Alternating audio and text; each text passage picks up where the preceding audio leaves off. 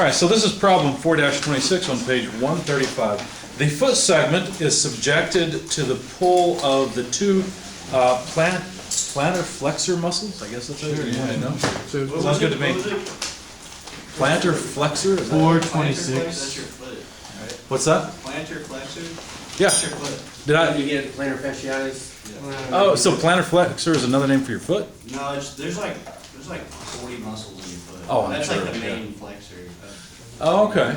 Thank you. Yeah. So that's why I can raise my toes, is what you're saying. Okay. Or the edge of my foot. I had a friend who was in biomechanical engineering or biomedical engineering. He was saying that, if you think that dealing with machinery is difficult, try dealing with a human joint, for example, because you'd think it would just be modeled as a pin, but actually the motion of the joint is much more complicated. There's translation and rotation that occurs in all human joints. So, kind of interesting.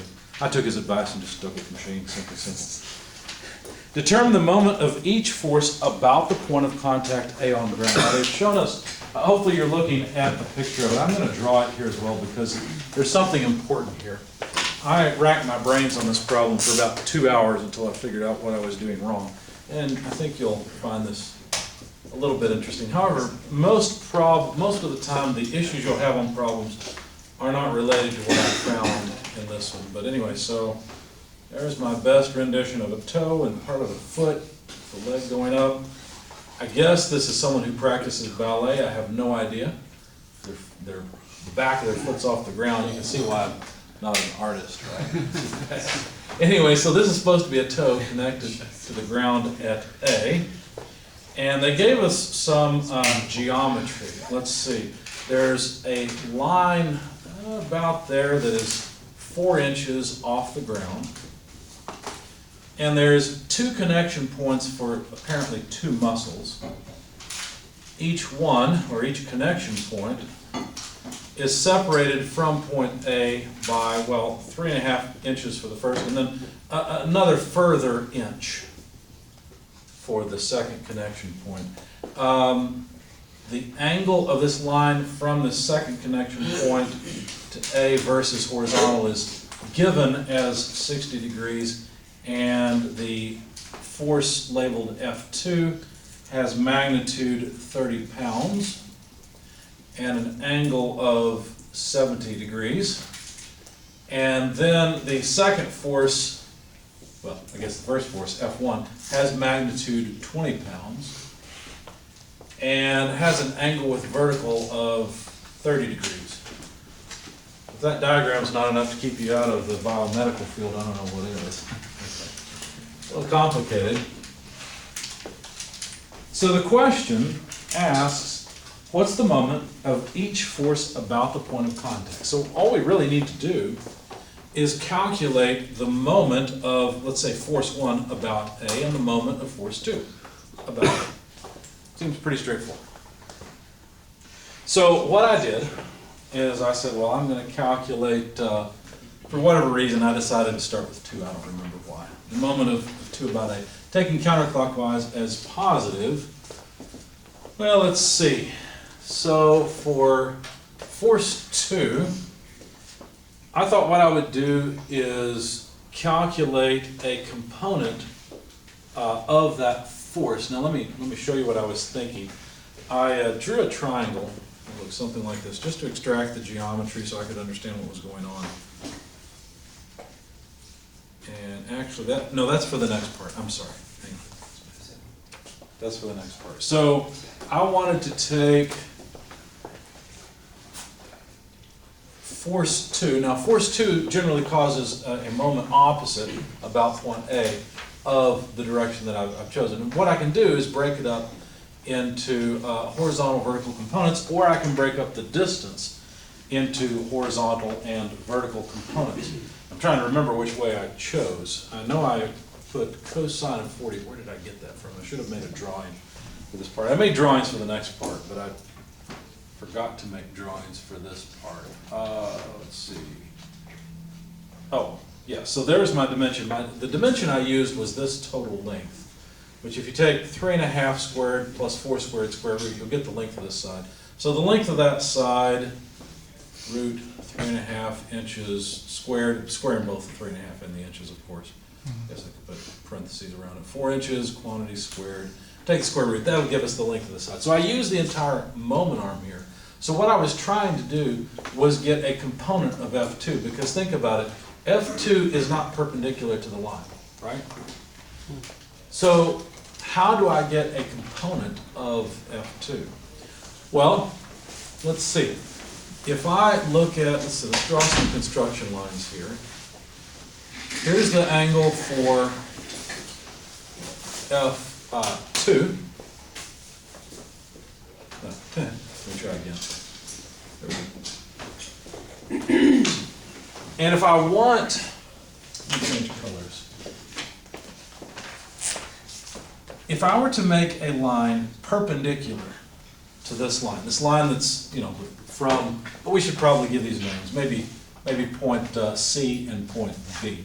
If I want a line perpendicular to CA, well then that line would have what angle here? Well, let's see, 60 to here is 90, so that must be 30 degrees, and despite my drawing then, 30 from 70 means the rest of this angle is 40 degrees, so my drawing's just bad. Okay?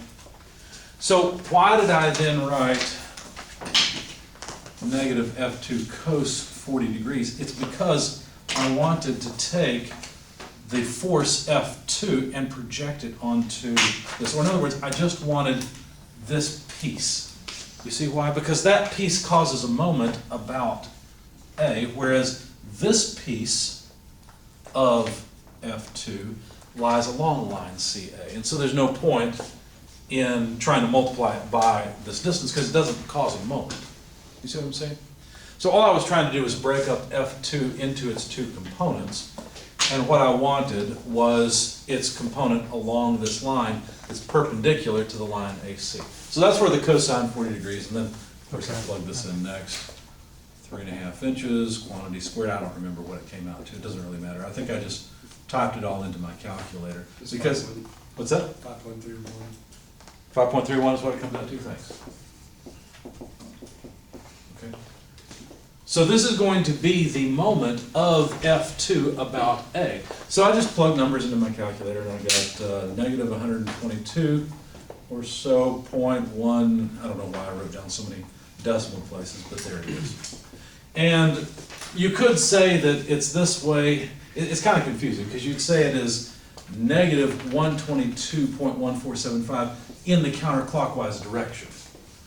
Do you see what I'm saying? Because I've defined counterclockwise as positive. Since this is a negative number, then it's negative in the counterclockwise, easier, 122.15 or so inch pounds force clockwise, right? It's just the direction, okay? So that wasn't too bad.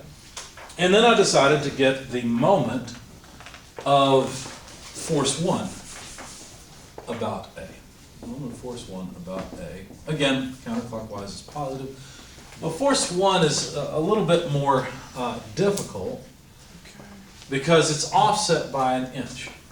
Okay? So the moment of F1 about A, and there's another way to do this, by the way, where you don't have to deal with the geometry quite so much. I'll show you that once I'm done with this, okay? So what do I need here? Well, let me make some sketches for you, and I want to extract a triangle here. In particular, I want to look at this triangle, okay? So if I draw that triangle, maybe down here where I've got some space. There's a 4.5 inch length of the base from B to A in the horizontal direction. There's a 4 inch height, and then this interior angle here would be theta. Okay? Now, there's also a line, if I extend this up, there's a line that represents the line for F1, and we know that's at 30 degrees from vertical. And so I called this angle in here, I just called it beta for the time being. And I said, well, I want to find this angle theta. I don't know what it is, so let's do that. And so I said theta is the inverse tangent of what? Help me out here. Theta is the inverse tangent. Remember, tangent involves the x and the y side, not the hypotenuse, right? 4.50. 4.5 over 4, exactly. It's not 4 over 4.5. Remember, this is the side opposite of theta. So that one goes on top. So 4.5 over 4. And anyway, when I took the inverse tangent, I found that that's an angle of about 48.3665 degrees. Fine. And then what I did is I said, okay, that's helpful, but this angle beta by itself is not really enough. What I'd like to do is something similar to what I did before. I'd like a line that comes off of here perpendicular to the line, what would that be? AB. You see? One line perpendicular to AB. And then I said, the reason I want that is because I'd like to know the angle between F1 and this line, I called it alpha, just so that I could do the same thing I did last time, right? Take the component here and multiply it by the moment arm. No big deal. So I said, all right, that means I probably should calculate beta, but beta is not all that difficult to calculate, right? Let me switch colors because red's not working very well anymore. Beta, of course, will be, well, let's see, 30 plus beta plus theta would be 180 degrees. So beta must be equal to 180 less 30 less the 48 point, where it is, there it is, 0.3665 degrees. And that comes out, these are all degrees, that comes out to an angle of about 101.6335 degrees. And so I can easily just take, I can take 90 degrees from this because look, beta is, well, 90 plus alpha, isn't it? So if I want alpha, all I got to do is take beta minus 90 degrees, okay? So alpha equals beta minus 90 degrees, and that comes out to about 11.6335 degrees. Okay? And so far, life seems good. And I can calculate the, oh, no, wait a second. Yeah, okay, I'm working on one. I confused myself. I forgot I went for 2 first. I went for 2 first because it was the easy one. I started looking at this geometry and realized I wanted to put that off until later, kind of warm up on something easier. That's why I started with 2. So I can calculate the moment of force 1 about point A. So negative F1 cosine alpha, see what I'm doing here is the same thing. I'm just taking this component of it, right? And again, counterclockwise is positive. This is going to give me a negative moment, so that's the negative sign. So F1 cosine alpha root 4.5 squared. I won't put the inches in here. There's no point. It'll come later, right? So it'll just be inch pounds. And so this is, well, here, let's just do it this way. F1 is 20 pounds. We know that was given. And the angle alpha is 11.6335 degrees. Plug all that in your calculator and you get a number for the moment of force 1 about A. It comes out to negative 117.94 inch pounds force in the counterclockwise direction. If you don't like that, if you don't like negative sign, just say 117.9 or so in the clockwise direction. Fine. And I thought I was done with the problem. And then I got to thinking about it and I thought, you know what? There's another way to work this, and I want to work it both ways because I want to show you guys both ways to work this problem. It'll kind of lead to what we're going to do next, and it really involves something that looks like the cross product. There's many different ways to deal with the cross product. And so let me show you another way to think about this that might be easier than thinking about all these angles and triangles and so forth. Okay, so you ready for this? Here we go. Instead of all that geometry, what you could actually do is break up the distance to either one. It doesn't matter. Let me just take B for instance. You could break up the distance into a horizontal component and the force vertical component. And then you could break up, let's try the red marker one more time and give it another chance. No, better yet, let's try green. You could break up F1 into its horizontal component with a vertical moment arm. You see what I'm doing? So all I'm going to do is multiply the vertical moment arm by the horizontal component of F1 and the horizontal moment arm times the vertical component of F1. That should give me the same result. Okay? So this is what I was thinking, and I thought, yeah, that's a good way to do it. Avoids a lot of the geometry, maybe, and it's something the students should learn and know. So let's try that. All right, so how would you write, here, let's be consistent here. How would you write the vertical component of F1? Well, let's see. It'd be 20, at least just the magnitude. It'd be 20 multiplied by, well, let's see, our angle is 30 degrees. It's touching us, so cosine 30 degrees. See that? Whereas the horizontal component is pretty easy. That's just 4.5 inches. Right? And of course, this is pounds for us. I can write the horizontal component of F1 right here as 20 pounds, I'll put it on the end, multiplied by sine, 30 degrees.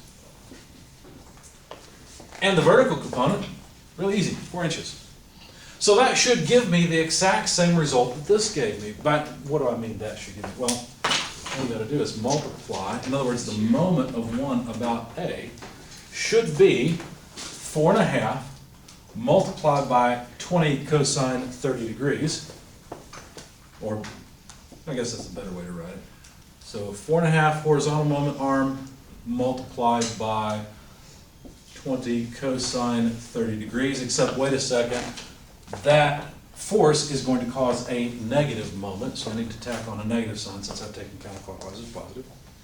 And then this piece here, I wish I'd used blue and green for my equation, but just imagine that this is the blue piece. I guess that'll make it work.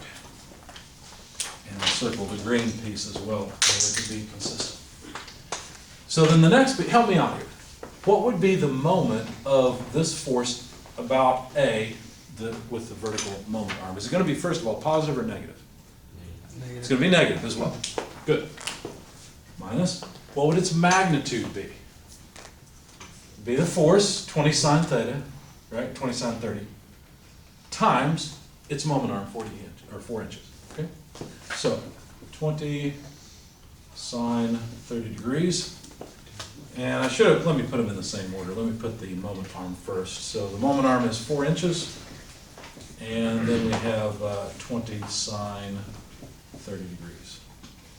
And I forgot my units over here. I'll tell you what, let me just pull them out of both places and put inch, pounds, force at the end. Okay? So I like this method because, quite frankly, I think it's a little easier than dealing with the geometry, and I wanted you to see both. In fact, it's not really a surprise that when you plug all of this into your calculator, you get about 117.94 inch-pounds. Exactly what we got before. Life is good. Well, you get negative. Okay? Exactly what we expected. Okay. Then I thought, okay, I need to be consistent. I need to do the same thing for M2 about A. And let's see. So I'll use the same approach. For 2, notice we've got this 60-degree angle. We've got a 70-degree angle here. And it's so messy that I think what I will do is erase just the first bit over here and copy down or draw again the relevant information. All we need is A to C. So let's see, there's A, there's C. There's our horizontal line. Should have made that all one line. There we go. We've got a force F2. I'll try to make it a little more accurate. It's steeper than I drew it initially. 70-degree angle here. And we've got a vertical distance still of 4 inches. And this time the horizontal distance is simply 3.5 inches. Okay? This should be easy. So, let's do it. The moment of force 2 about A would be the vertical piece times the horizontal moment arm plus the horizontal piece times the vertical moment arm. Same idea as last time. All right, so let's do that. So I took sine. So I took this vertical force first, 30 pounds force, multiplied by sine of 70 degrees, times the horizontal moment arm, 3.5 inches, and I'm a little bit out of space here, I apologize. Let's see, actually that would be a negative thing, wouldn't it? Minus the horizontal piece, 30 pounds, cosine 70 degrees, times the vertical moment arm, 4 inches. And guess what you get when you do this? 139.71 inch-pounds force negative in the counterclockwise direction. Wait a second. Well, this should be negative from before. Well, I guess I erased the one that was negative. I don't care, I'm just interested in the magnitude. The point is the magnitude is different. The sign doesn't matter, right? What's going on here? I spent about 2 hours racking my brains. Honestly, I got sick and tired of it and watched a movie. That's what happened. Okay? So, what on earth is wrong? This should work, or are we just teaching you junk here and charging you for it? It's one or the other. Sometimes you probably feel like that's what's going on because it seems like it's not consistent. And when you run across a problem like this, something is certainly wrong. It's not consistent. Both methods should work equally well. In fact, we saw it work just fine for the moment of F1. Why didn't it work for F2? Sometimes problems are written by teachers or graduate students, and the problem itself is faulty. Because there's something here that's actually not possible. Does anybody see what it is? You remember learning in SolidWorks about over-constraining a sketch? Well, let me show you the root of the problem. The root of the problem is that we were given geometry that looks like this. 1 inch, 3.5 inches, 4 inches high, and a 60-degree angle. Is that possible? You should try putting this into SolidWorks and see what it tells you. You will make a sketch that it'll be over-constrained, because think about it. You don't need this angle, do you, in order to calculate what the angle should be? Or in other words, we could calculate this angle pretty easily. This angle should be, well, let's see, the inverse tangent. Well, you think it's 30, but here, let's base it on the numbers here. Inverse tangent of 3.5 over 4. That's what the angle should be. Take your calculator. Take the inverse tangent of 3.5 over 4. What do you get? 41.185. Not 30, is it? So what happened was, when they drew this, they over-constrained it. I don't know which dimension they intended to be correct. But I want to show you something that I kind of had to learn myself. When I was an undergraduate student, one of the things I didn't like about regular engineering was there's all this theory thrown at you, and you had to go through and calculate everything, and then that was it. You were done. I never really got to try anything. It was a lot more fun to actually go down to the machine shop and build something and see if it worked. For me, that's what I enjoyed. Of course, I enjoyed the theory. I enjoyed learning it. That was interesting. But in that process, I didn't learn to really trust the theory and learn that it would, trust that it would actually work. And that kind of bit me when I became a teacher. Now, of course, I had a career practicing as an engineer between those times, and theory always worked just fine for me then. But what would happen at the beginning of teaching is I wasn't always comfortable being up here, and I knew where we needed to end up. For example, I knew that both of these methods should give us the same result, right? And if I made a mistake at the board, I would get really nervous at first, because I thought, oh my goodness, something's wrong with the theory, or what's going on? What have I missed? Is there something about the theory I don't understand? And that's where I felt uncomfortable. I believed the theory would work. And what I learned to do after about a year or two of working here is just trust it. And if something goes wrong, and I end up with a result that doesn't make sense like this, just realize I've made a mistake somewhere. Or whoever wrote the problem made a mistake somewhere. So basically for 2 hours I was sitting in my office thinking, okay, I know I've made a mistake somewhere. And I was just going through the math over and over trying to find it and couldn't. Finally, I literally did. I went to SolidWorks and started drawing it, thinking, okay, I can perform graphical force analysis, because you can actually do all this graphically as well, which is kind of neat. And I started drawing just the very first part, this part, and I realized if I put a 60-degree angle in there, I was over-constraining the sketch. Duh, of course, I see what's going on. So, all in all, SolidWorks is a great tool. You mean like faulty constraining, like a dimension that's not possible? Right. You can't put a 60-degree angle on here. We've already calculated what that angle has to be, right? There's nothing else it can be. Now, which one did they actually intend in the problem? I don't know. I've given you both answers though, right? 122.15 and 139.71, depending on which is correct. Is it the dimensions here, the linear dimensions, or is it the angle that's, I don't know. Don't know what they intended. Okay? It doesn't really matter. The point is to learn how to calculate moments. Now, I actually prefer the second method a lot more than the first because I tend to make mistakes in geometry. Remember all the angles I was dealing with, alpha and beta and all of that? Well, I tend to make mistakes there. It's much easier, in my opinion, to take the components of the force and the components of the distance, multiply one by the other, and add, and then we're done. Okay? Any questions on this problem? I understand what you did for the first example, like you had to you saw every moment arm as kind of like the radius of a circle and you had to take the tangent component of it.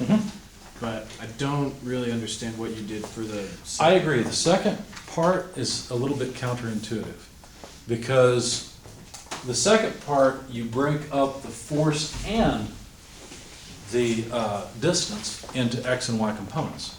And you multiply the y component of the force by the x component of the distance and the x component of the force by the y component of the distance, right? I don't know how to convince you that's true, except to tell you that the definition of the moment is the cross product of the displacement with the force, so r cross f.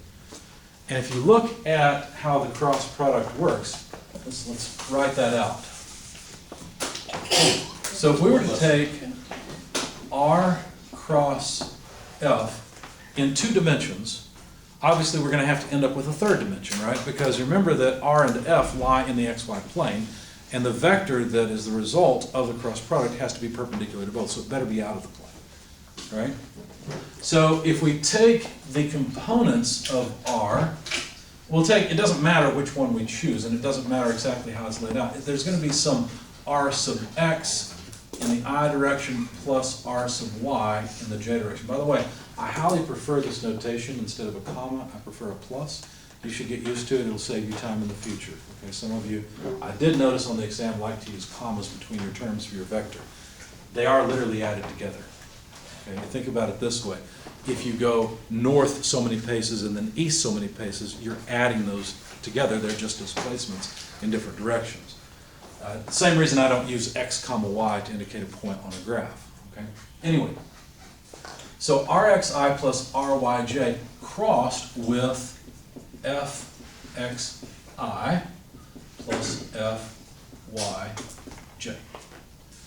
Now, to do this, what we'll have to do, or to perform the computation, what we'll have to do is realize that for a right-handed coordinate system, there's a proper cross product of all the unit vectors. Remember how we talked about right-hand coordinate systems and how what you do is you point your hands, like for example, if we want I cross j, the way to do that, take your right hand, point in the direction of the first vector, I, turn it through the smallest angle into the second vector, and your thumb will point into the direction of the resultant, right? Okay, so I cross j is k, whereas j cross I is minus k. And then the cross product actually becomes something very simple. Instead of thinking of it as a determinant, think about it as foiling. You remember foiling? Where you just multiply all the terms together? That's all we have to do. Check it out. Rxi cross fxi. Let's pull out the scalar piece, the size. We need I cross I. First term. Second term, plus Rxi. Well, here, let me put the scalars together.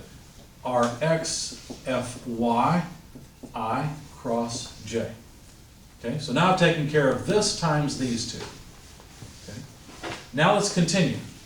Plus Ry fx j cross I plus Ry fy j cross j. A couple of these terms go to 0 because j cross j is just 0. It's undefined, right? Because it could be in any direction. The resultant vector is in any direction. The cross product of any vector with itself is 0, so this term goes away, and this term goes away. By the way, I finally found out why I, J, and K are the unit vectors. I posted a video about it if you want to see it. It's really good. And what we're left with is I'm just kidding. Rx, F, Y, and wait, I shouldn't have erased this yet. I cross J is, remember? K. All right. J cross I is? Negative. Good. And so what we end up with is Rx, Fy minus Ry, Fx. Okay, it begins to look like a cross product, doesn't it? Because remember that second term was a negative thing. Okay? So you might look at this and say, okay, that's fine, but didn't you make a mistake then? Because shouldn't you have had a negative sign? You took the horizontal component and the vertical component, multiplied them together, then you took the vertical component, horizontal component, multiplied together, and just added. What's going on here? Well, if I'm going to go this way, I'll get the same result as going the other, okay? This is consistent. But this is more just a general vector, and notice we haven't considered whether these components are positive or negative. As a matter of fact, let's do that for one of these. So and it doesn't matter which one, because they're both set up the same way, right? So if we write or draw a coordinate system x, y like this, then notice that what we need is a vector that points from the point where we want the moment to the point, well, let me draw it to this one, to the point where the force is applied. In fact, we can draw it from this point to any point on the line of force, but we'll talk about that later. So here, notice that my vector r has a negative x, so let's see, negative x, and positive y component. You see that? Whereas the other piece, the Fy, is positive, but let's see, Fx is positive. You see that? So what's going to happen is overall we'll get a negative moment, which is exactly what happened. They add together, right? Because negative times positive is negative. This negative sign came from the cross product, and both the terms that go into it are positive. So both add together to generate the moment. Does that make sense?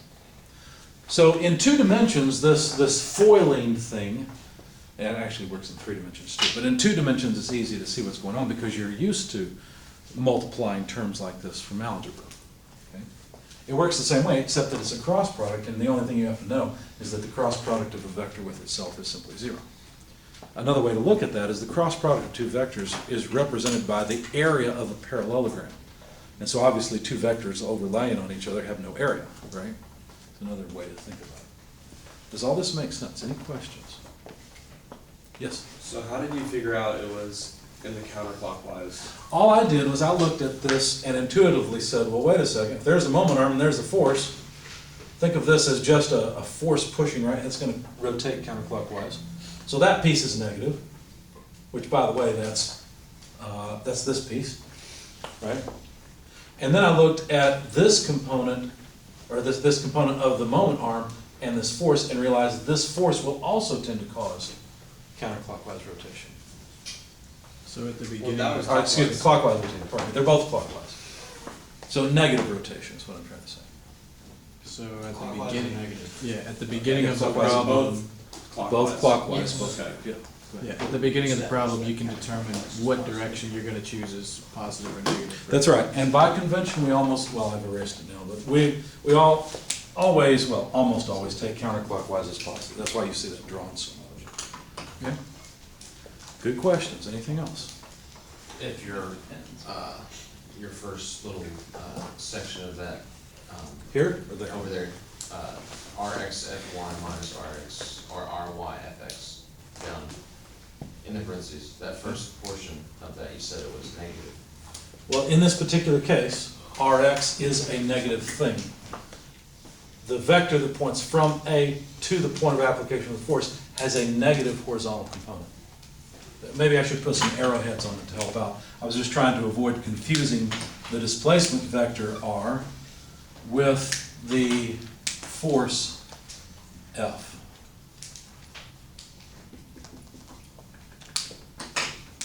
I know this diagram is extremely messy. Does that make more sense? So it's a counterclockwise rotation, or, No. Fy will cause a clockwise rotation, so will Fx. so why is it not negative in your equation? It is. It's a negative thing. Rx itself is a negative thing. Uh, This negative sign comes from the cross product of J cross I. Yes, okay. Good question. Anything else? That makes way more sense. The cross product or this? Well, like, when you had RX and RY, I wasn't even like thinking about what it was. I was I just see. literally only thinking about the force. Sure, And like which sure. way it was looking. So I Gotcha. was like, if the force is going this way instead, would it be? I was thinking, I asked him, I was like, if it goes this way, is it counterclockwise? And anytime it goes this way, is it always clockwise? Right, so you always have to think about the moment arm, not just the force. Good point. Anything else? If anybody watches this on my YouTube channel, they're gonna be confused about why we're answering so many questions.